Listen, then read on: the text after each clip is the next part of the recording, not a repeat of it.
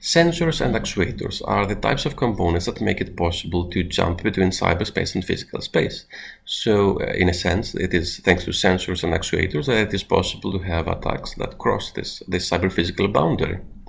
But really, it is the Internet of Things and cyber-physical systems that increase the impact, so the impact in the physical space, for example, of a cyber attack, but also the likelihood, so how attractive a target might be, for example. So in a sense, they increase the risk of cyber-physical attacks or attacks that cross the cyber-physical boundaries.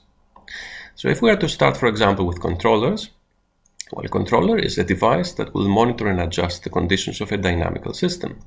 So a dynamical system is a system where the conditions might be, the operating conditions might be changing all the time. And in this case, we have on the left an example of a controller with a sensor and an actuator. Now the sensor, in this case, it measures temperature. The sensor measures the temperature of something, of a box, of a room, of anything, and informs about this temperature or about the changes in temperature a controller. Now the controller has a set point. Now if you see, the set point is 94, which is the desired sensor value. So this is a value that has been chosen by a human being, by an expert, by perhaps the operator of whatever that system might be. And it is what the operator wants it to be at. The controller sees an input of a sensor input of 93.9. So this is what the temperature sensor is reporting. It is reporting 93.9. So that's below 94. At that point, the controller needs to take a decision whether it will operate the valve or not. So the sensor provides information to the controller. The controller contrasts this or compares this information to the set point and accordingly decides whether it will operate and how it will operate a valve. Examples of controllers might be, let's say, the bang-bang thermostat. Now, I say this is called the bang-bang type of controller because it does only on and off based on a single sensor value. So it takes into account the temperature, and if it is very low, or if it is, for example, below a specific threshold, then it might go on, and if it is above a specific threshold, then it might go off. So it's on and off, bang bang, depending on the value that it receives from the sensor, from the temperature sensor. The purpose is that it tries to keep the room at the desired temperature, which is the set point, the point set by the sensor, the desired sensor value set by the owner, by the user.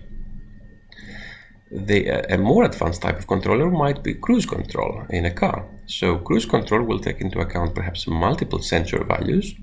Obviously, it will take into account the current speed, but it will also take into account the acceleration, even environmental conditions like the wind, for example.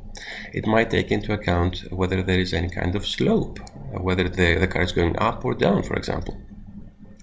And according to this, it decides not simply to do on or off, but it decides the exact fuel valve position.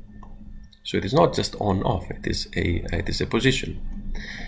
The purpose of this is that it tries to increase the fuel efficiency of the car by maintaining a set speed. So again, we have the set point, we have the desired sensor value that is set by the user, by the driver of the car.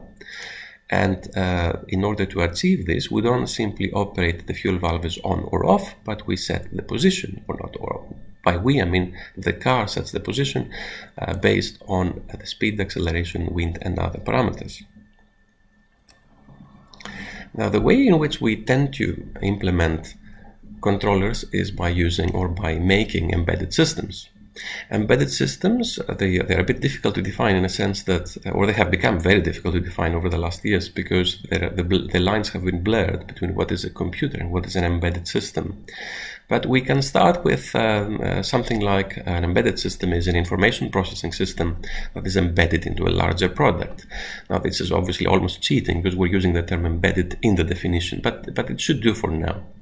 The purpose of having an embedded system is that we have a computer inside the system, inside a device, inside a home appliance like this, like a dishwasher, for example, or a washing machine, which helps it control its functions. So an embedded system will be a system that is designed only for one function or only for a very limited set of functions. So a washing machine will not be expected to, for example, manipulate Microsoft Word documents. It is not expected to be used in order to browse the internet and do online shopping. It is not expected, for example, to be used to do any kind of social media browsing. However, it is designed perhaps to set the different washing programs. Now, to do this, it has an embedded system. It has perhaps multiple embedded systems inside it. And these embedded systems are designed to do very specific tasks. And they do these very well and very efficiently. So this is the difference with an embedded system and a computer. A general purpose computer is designed so as to do many things, or sometimes anything that we want to do on a computing platform. An embedded system is designed instead to do only one thing, and it does this thing very efficiently. From the perspective of cyber-physical security, though, what matters the most is that it is a computer. Perhaps it might not be using Microsoft Word or other general-purpose commodity operating systems, but it is a computer. It might be connected to the internet or to a network anyway, perhaps the home Wi-Fi, and through the Wi-Fi to the internet. And perhaps even more importantly, it is a small computer with very limited resources. So it might be very good at doing what it does, but it cannot do much more than that. So that's very important when we think about adding any kind of security in an embedded system. It doesn't have resources to waste. So everything we do in there needs to be very efficient, very effective. If we are to see the typical high-level architecture of an embedded system, it is usually designed over a single microcontroller, which will be the core of the embedded system. It is the centerpiece, the most important element of the embedded system, and it is what decides what it can do. It is what decides how much it can do. So how powerful the microcontroller is very important about the embedded system. This will typically be connected to integrated circuits that are specific to tasks. So, for example, a task that does some form of filtering will be the one circuit. Another circuit might be doing something different. So you have multiple circuits that are connected to the microcontroller and are controlled by the microcontroller. So the microcontroller will tell these circuits, now do this, now the other circuits, now do that. To the embedded system, now the information from the physical environment, of course, comes through a sensor or through usually or often multiple sensors, and the microcontroller then provides instruction to actuators, which again in turn they affect the physical environment. So the sensor gets information from physical space as usual, provides it to the microcontroller, which instructs its various circuits to do different tasks, and based on the results the output will be reported to an actuator, and as an instruction the actuator then affects the physical environment. For example, if it is a robot, the robot will move. An example I have made here is that will be an Arduino-based little robot. It has a microcontroller that you can see there. It has I've turned it a little bit so as to open it and be able to see the microcontroller. So that's why the sensors seem to be in perhaps the wrong place there. So these are sensors. These are sensors that tell the distance from any kind of object, from any kind of obstacle in front of the robot, and the actuator in the form of mobility, in the form of the wheels that turn so that the robot moves. Now, moving on to large collections of embedded systems, and we go into cyber-physical systems. Cyber-physical systems are based on embedded systems, but also have a lot of networking. And if we take, for example, the definition, which is a very nice definition by Helen Gill of the NSF in the United States, Cyber-physical systems are physical, biological, and engineered systems whose operations are integrated, monitored, and or controlled by a computational core. Now, the very important aspect here is that components are networked at every scale. So it is the networking that really makes them cyber-physical systems. Computing is deeply embedded into every physical component, and in fact, it can even be embedded into materials. The computational core is an embedded system, usually demands real-time response, and is most often distributed. So we have an example there with a train which is expected to have thousands, perhaps more, of embedded systems in there, and there will be a lot of networking, a lot of automation, and the computing aspect will be embedded in many different areas of this large train. We expect the same for a large system for monitoring and controlling remotely any kind of industrial facility, for example, any kind of production system. In fact, cyber-physical systems have become so important for the industry that they mark for many a fourth industrial revolution. So if we start with the original, the actual industrial revolution, it started by, its focus were the machines, so mechanization.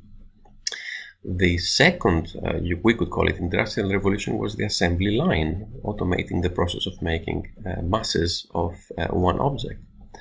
And the third industrial revolution was computerization, was using computers in order to automate and control processes. Now, Industry 4.0 is about cyber-physical systems. So, in fact, the term Industry 4.0, this is a term used mainly in Germany.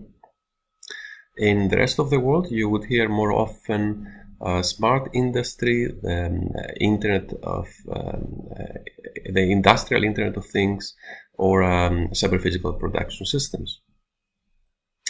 Now, speaking of the Internet of Things, this is more than anything a vision. It is also a paradigm, one would say, of a global infrastructure of networked physical objects. So in the Internet of Things, information is not generated by human beings, or it is not only generated by human beings, but it is also physical objects like watches, for example, the cars, home appliances, thermostats that generate data. And of course, the concept is not very different to the cyber-physical systems. In fact, it is doubtful to what extent we should focus on the differences between them, but one might be that there is more emphasis on the interaction with the environment in the Internet of Things, while in cyber-physical systems it might be more in machine-to-machine communication. We can also have a further definition of the Internet of Everything, the IoE, which is a definition by Cisco. And according to it, the Internet of Everything is what brings together people, process, data, and things to make network connections more relevant and valuable than ever before. So it's a commercial definition, but I think it's also a very valuable definition on its own. Now, why are all these important? Why is it important to be able to identify the existence of cyber-physical interactions? So sensors communicating with actuators through controllers, and embedded systems being the way in which these controllers are developed, and having perhaps cyber-physical systems where there are masses and large networks that operate these connections. So it's the networks that through which the sensors provide information to the controllers. Well, because the more the cyber-physical interactions, the more the opportunities and for attacks that cross the cyber-physical boundaries.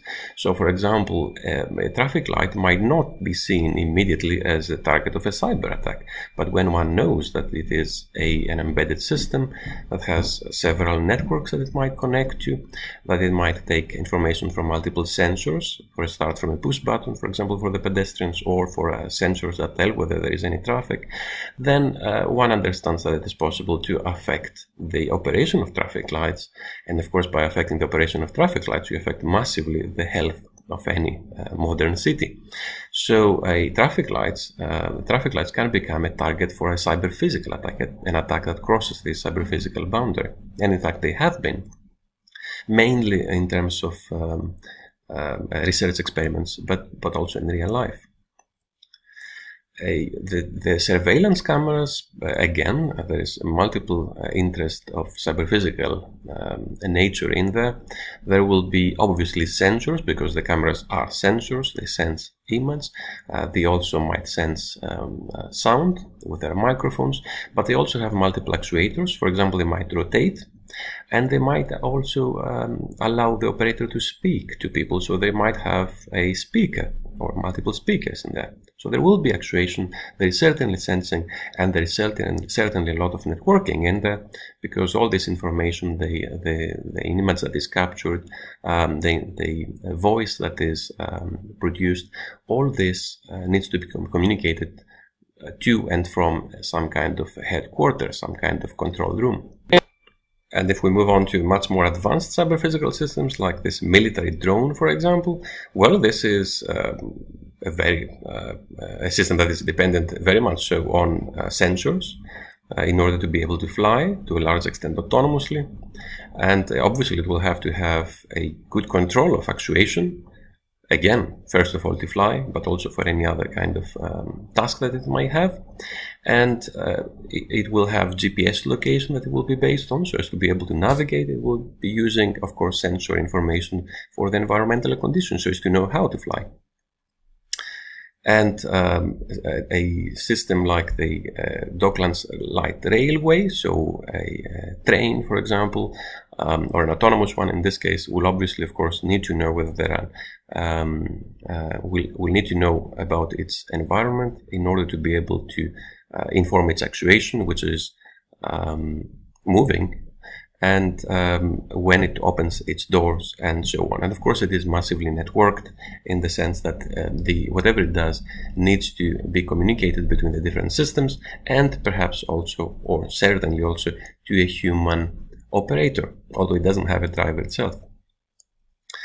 And a system like the Thames Barrier, which is used to protect London, will use sensor data, especially the level of the water, and accordingly will be able to automate processes or inform human operators in terms of the recommended actuation based on the water level. So all of these have cyber-physical interactions, in the sense that there will be a large number of embedded systems involved, so a large number of computers that masquerade as non-computers, as we called them before. There will be a lot of networking. There will be some automation, certainly in many of them, and of course there will be actuation, and it is this actuation that makes them attractive targets to malicious entities who would like to affect the physical space by using a computer. And in many cases, these cyber-physical interactions are found in the most unusual places.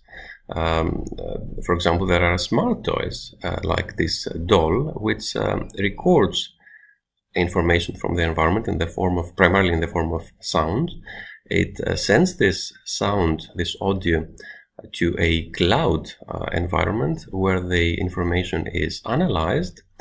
It is the system in the cloud is looking for known patterns of commands, and when it recognizes these commands, then it informs back the doll, which might provide some kind of actuation, like an answer, for example, based on this audio. So effectively what happens is that you might be providing commands to the doll, or you might be telling something to the doll, and the doll appears intelligent by responding back, or by moving perhaps in some other cases. But to do so, the information needs to be recorded, sent to a cloud environment, and analyzed remotely. So there's no notice on this doll that says that you are being monitored, although this is what in practice is happening. And of course this makes it an extremely attractive target to some kinds of criminals, some kinds of cyber criminals, who are sniffing information in this process, so either from the doll or from the link from the doll to the cloud service, or on the cloud service, or back from the cloud service perhaps, is providing information about the physical environment in which this doll is, which is effectively someone's home.